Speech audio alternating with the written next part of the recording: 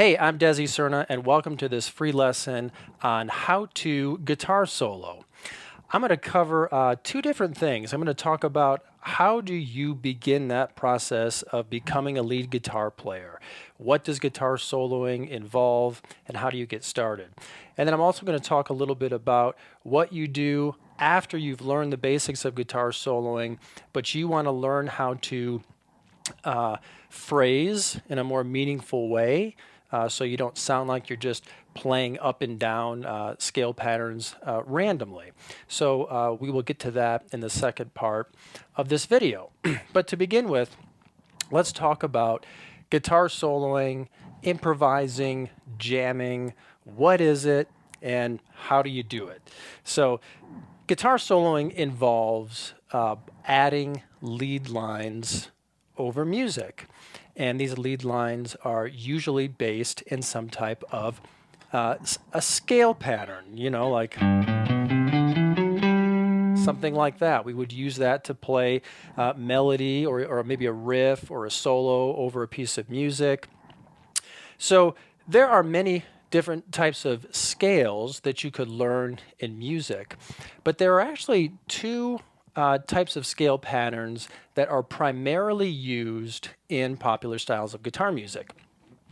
When I say popular styles, I'm talking about the types of songs you would typically hear on, classic rock radio stations, the type of, rock, classic rock, blues rock, music that you are familiar with. That's my focus here.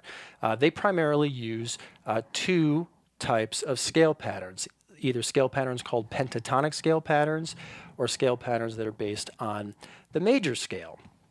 Now, let me explain something about scales here, something that will save you a lot of time and a lot of trouble.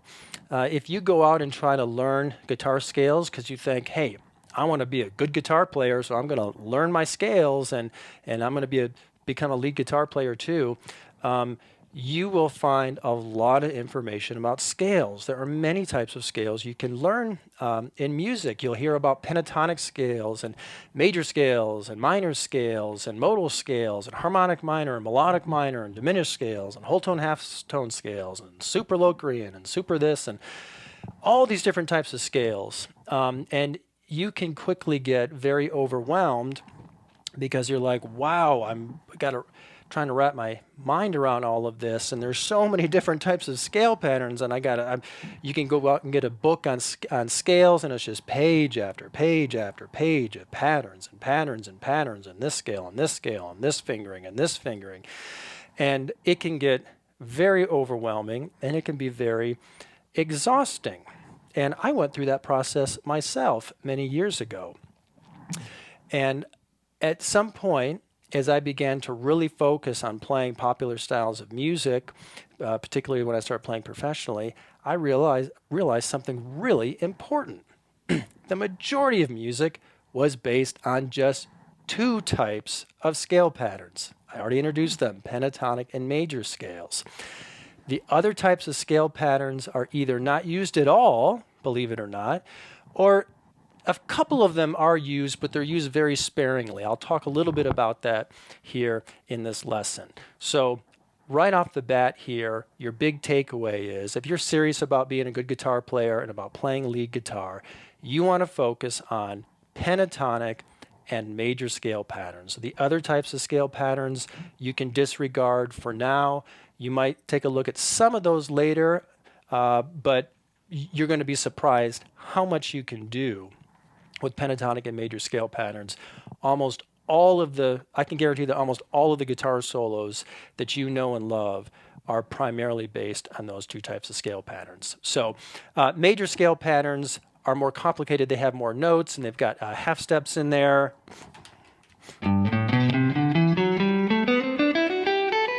Pentatonic scale patterns are simpler. They have fewer notes. Penta means five. It's a five-tone scale.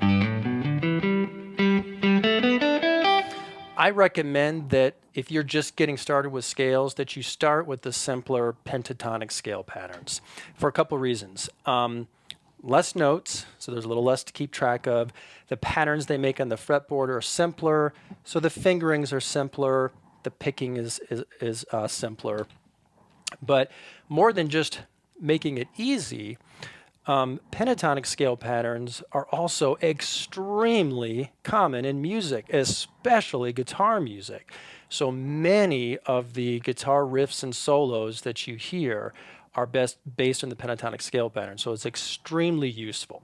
So for that reason, I usually I like to teach my students to start with pentatonic scale patterns. So I'm not going to get into all those details right now, but let me just, explain that the pentatonic notes, they're all over the fretboard, and we break up the fretboard into different positions, and we learn how to cover the notes of the scale in that particular position, and we end up with a set of patterns that cover the notes in each position, and if you just play through each one of those patterns, you cover each position, you cover the whole neck, and you are ready to go. So, step one. For learning how to guitar solo is you got to learn some scale patterns. I recommend the pentatonic scales. A lot of people learn them in the key of E minor to start with, and they play a pattern that looks like this.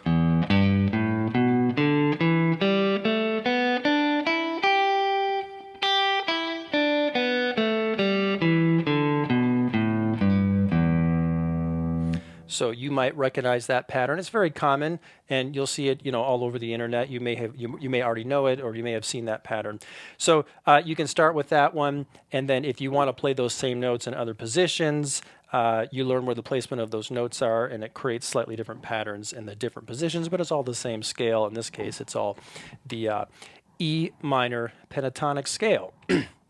And the first step to, training yourself to be a lead guitar player is familiarizing yourself with these patterns and getting used to how they're laid out on the fretboard and getting used to playing them as well.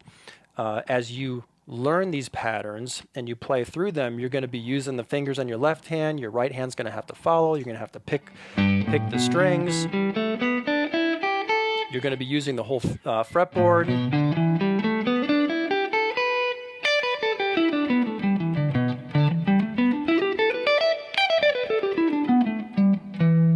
And so what you do is you begin to really get your hands in shape.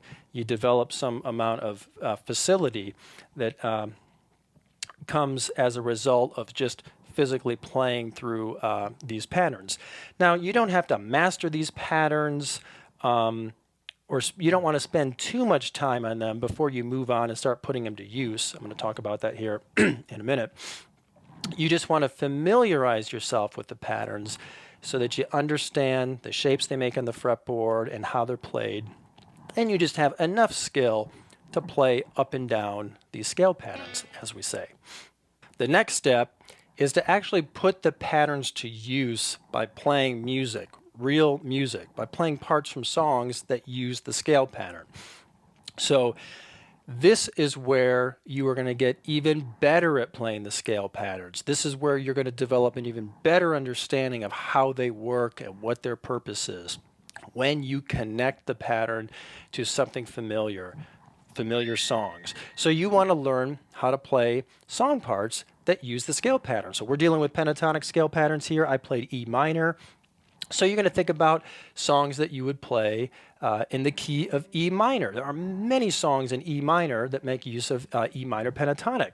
So let me give you a couple examples. The song Susie Q by Creedence Clearwater Revival starts out with an E minor pentatonic scale riff like this.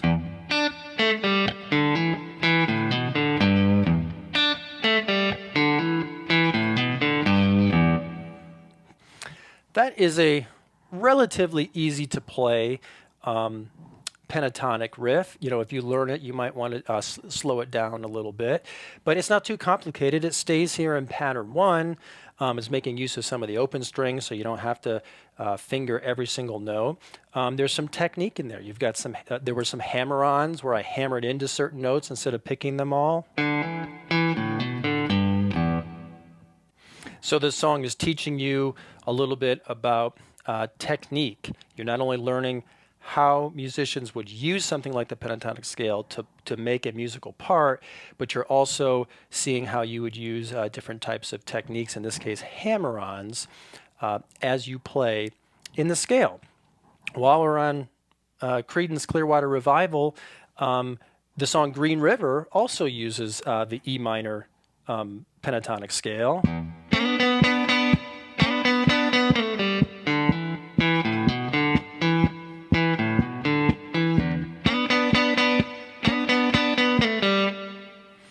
This one moves away from that first pattern a little bit, and you slide up in a different position. Same notes though, same scale. So it's got some more technique in there. You've got some slides in there, and there were also some hammer-ons as well.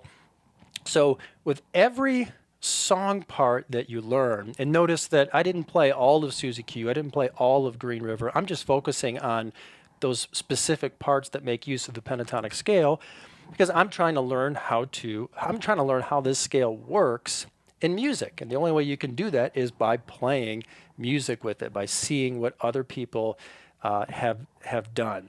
Every time you learn a song, you're going to learn a little something new about how the pentatonic scale could be used. I gave you a couple examples. Let me give you some more just so you understand how the process works. So Pink Floyd's Wish You Were Here uses this particular pentatonic scale.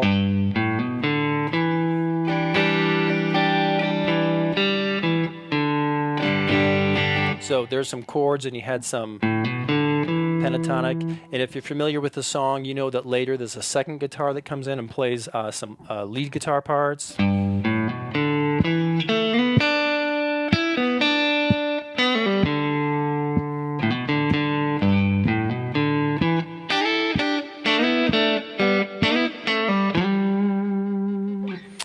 You know, it later goes on to play.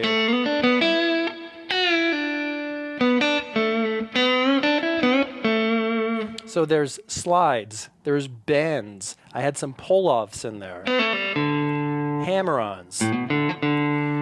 So you probably would never think to do this sort of stuff with the scale patterns until you hear this song and you see how somebody else has used the pentatonic scale, and then all of a sudden you get all these ideas of how to use it musically. So yeah, let me give you some more examples. I'll move away from the open position here. You know, let's talk about some Jimi Hendrix, okay? I'm going to change my sound for you here real quick. Purple Haze uses E minor pentatonic notes played in some other positions on the fretboard.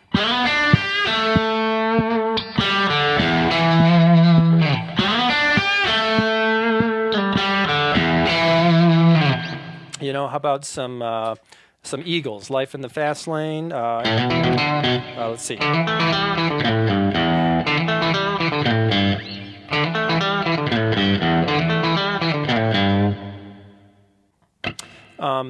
You know, John Mayer uses these pentatonic notes in his song Gravity, you know.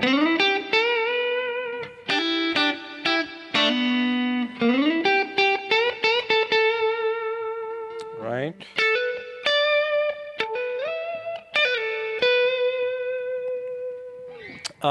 Back to Jimi Hendrix, you know, he uses the pentatonic scale for many of his solos.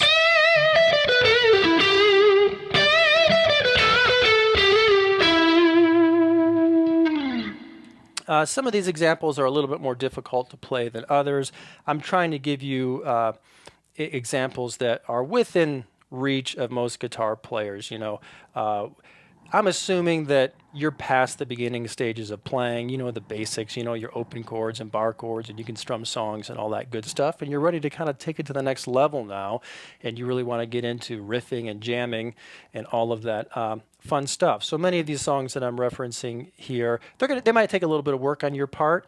To get them down, to get them up to tempo, to get used to the techniques involved and how you use your fingers to execute those techniques. But these are all songs that are not terribly difficult to play, so most people are able to play them. And these are also very popular, familiar songs that most people want to play, and they're just very indicative of how the pentatonic scale is used in music. So as you learn these songs, you're not just learning songs, you're teaching yourself, you're training yourself how to use the pentatonic patterns musically.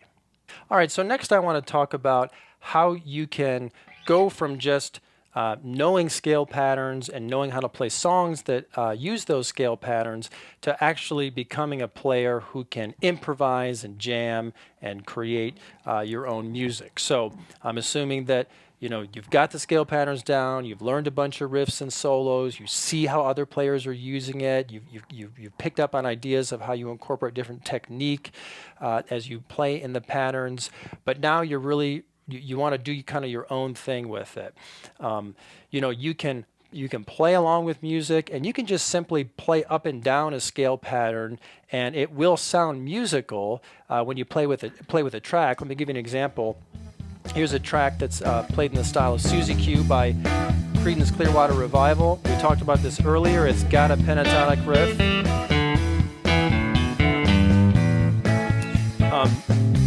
It's in E minor, and I can just play E minor anywhere on the fretboard over this,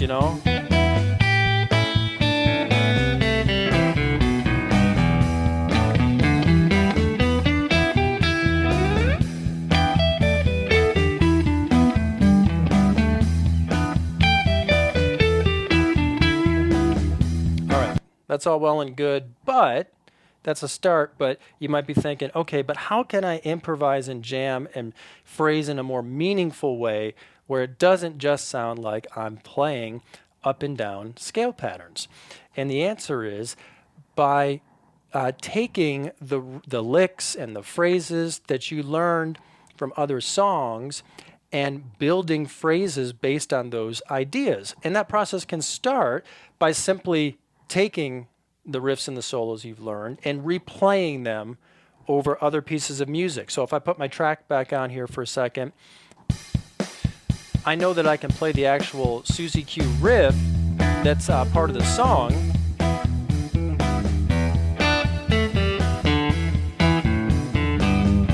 So that would be a good place to start with. So I know that riff, so the first thing I could do is think about, all right, how can I move that riff around the fretboard so that I can eventually do something different with it? So you can work it out in different positions. You might come up here, There it is, an octave higher in a different position. I can do the same thing up here.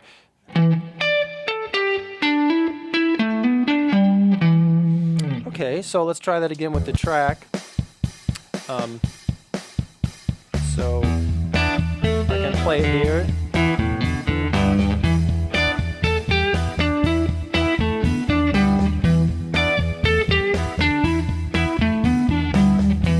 Okay.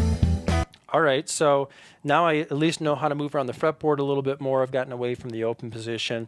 Now maybe I can take that riff and let me just try to vary it a little bit and use its ideas as kind of a theme in my own improvisation. Here we go. So maybe I'll start with the riff.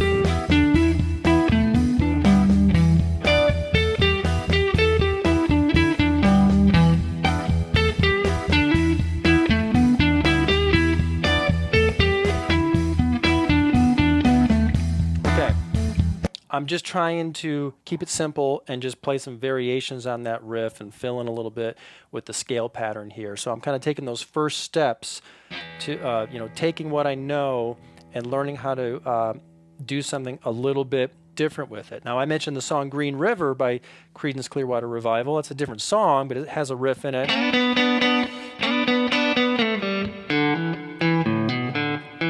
You know what? I could play that riff over this song. Here's my Suzy Q backing track. I'll fit Green River into it.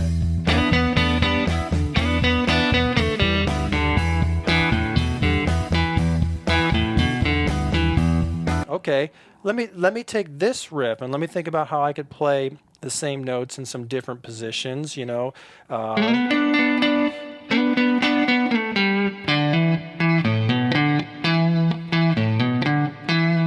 it is, an octave higher.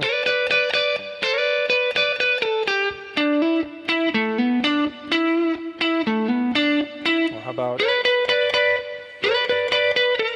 Okay, this is good. So let's put the track back on. And I'm just going to move around the fretboard a little bit more here. So...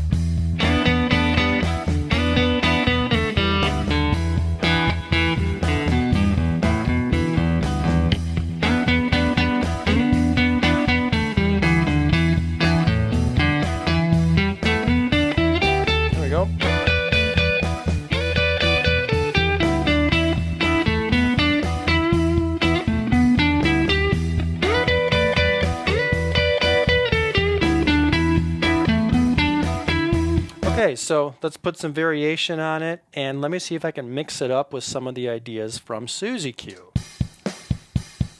Here we go. How about...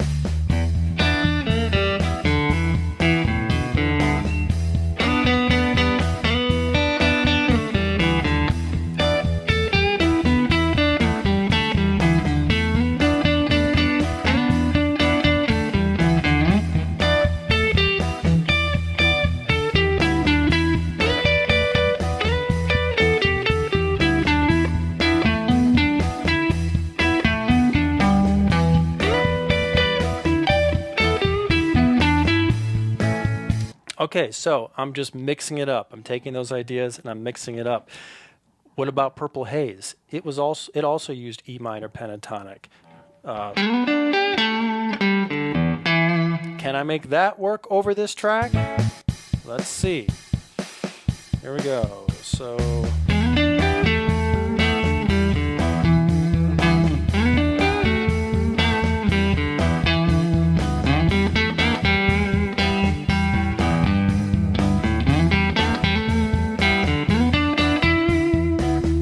yeah, it can work. It sounds a little strange because it sounds like I'm playing Purple Haze over a backing track. That's not Purple Haze. But I'm just going to take these ideas now and let me see if I can add some variation and make something kind of new out of it. And then I'll mix in some Suzy Q and some Green River too. So here we go.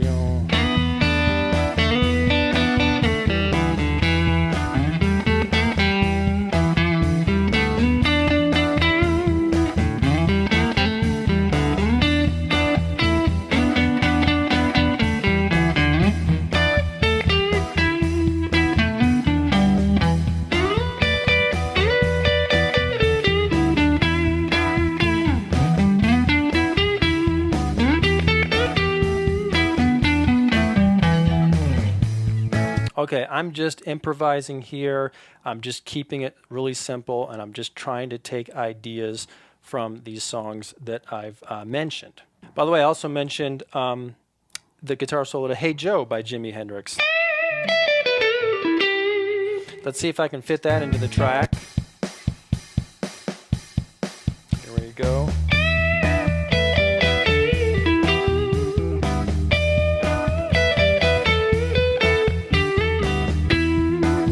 Yeah, that works. Okay, let me mix it up with some of the other song examples.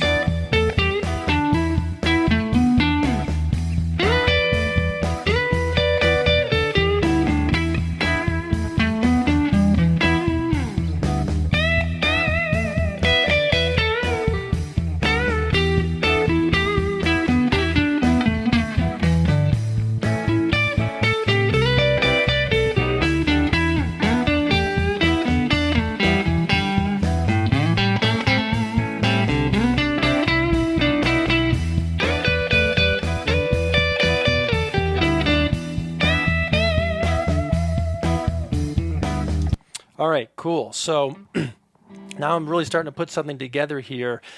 Now, if I had started with that little jam that I just played there, and that's the first thing you heard, you may not have necessarily recognized that, oh, he was just taking some ideas stolen from Suzy Q and Green River and Purple Haze and Hey Joe and mixing them up.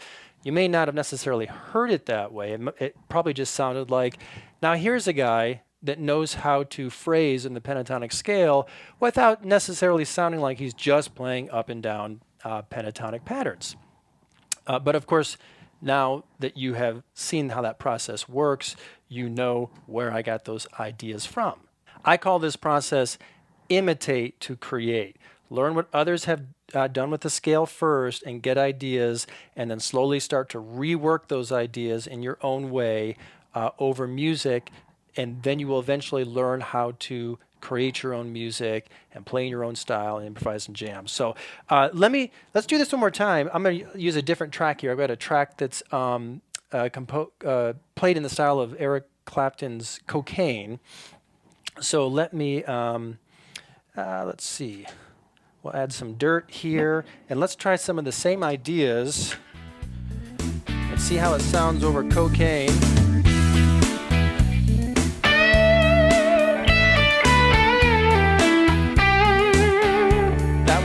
that was Hey Joe. Let's see, how about now I'm thinking like Purple Haze.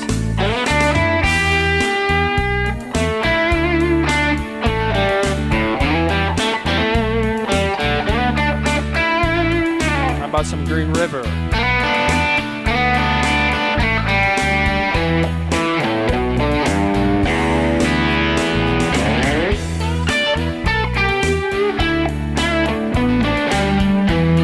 Some Susie Q.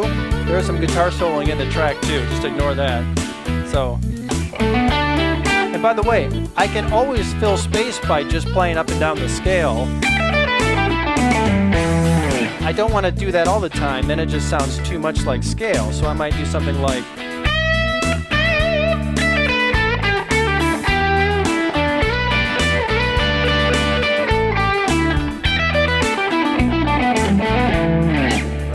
mix it up with some phrases and some, just ascending and descending scale too.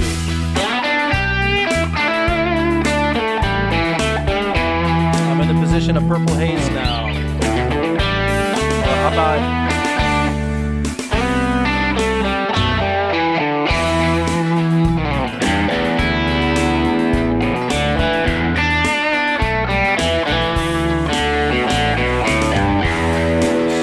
action there. A little more Hey Joe, actually.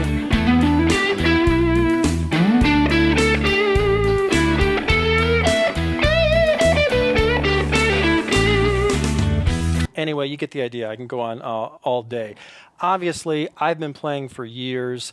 I've learned so many riffs and guitar solos over the years. I've already gone through this process that I'm describing for you here and learned how to incorporate those ideas from songs I've learned into my playing. So it's easier for me at this point to be creative and just kind of riff and jam freely.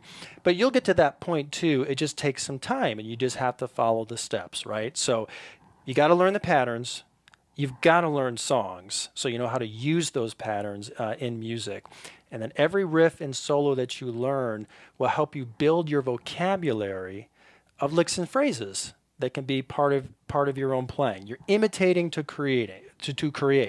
You're copying initially, and then once you copy, you're learning how to be creative with that. No two people think alike, so you are going to rephrase these licks and stuff in your own way, and the more you do it over time, you can eventually, your own style is naturally going to come out of it. In fact, this is exactly how all of our favorite guitar heroes honed their chops and created their distinct styles. Have you ever heard someone say, yeah, you can hear a lot of Albert King influence in Stevie Ray Vaughan's playing? Well, what do they mean by that? What they mean is you can hear Stevie Ray Vaughan playing Albert King licks in his solos. If you read up on Stevie Ray Vaughan at all, you know that back in his informative years, he taught himself how to play by listening to the records of his favorite players over and over and over and learning how to play their licks and solos and playing along with the records. So those licks became part of his vocabulary, and then he began rephrasing them over music, and he put together his distinct style based on his different influences and what he threw into the soup and mixed up, and because of his own special touch and everything, he created his unique style. But he followed the same process that I am describing and suggesting that you follow. Everybody follows this process. You can take any famous guitar player who is known for playing memorable guitar solos, and you're going to find that they had heroes at one point, and they were learning songs and playing along with records, and then they went from there. So if you think that maybe you can just go from zero all the way up to soloing like Eric Clapton and skip everything in between, well, look, I'm going to tell you right now that that's not going to work. So you're going to disappoint yourself because it's not going to happen. You need to follow that process. You've got to take those steps that everybody takes to learn how these scale patterns become music. Over time, the more you do this, You'll stop thinking about, recycling licks from songs, and ideas will just start to come to you more freely, because you'll be comfortable with how to move in the scale patterns and how to play phrases at that point. So work on those pentatonic scales, learn your pentatonic scale songs, work on playing over music and playing along with tracks, and stay tuned for some more information about how you can understand how guitar music works and become a better guitar player. I'm Desi Serna. Thanks for watching.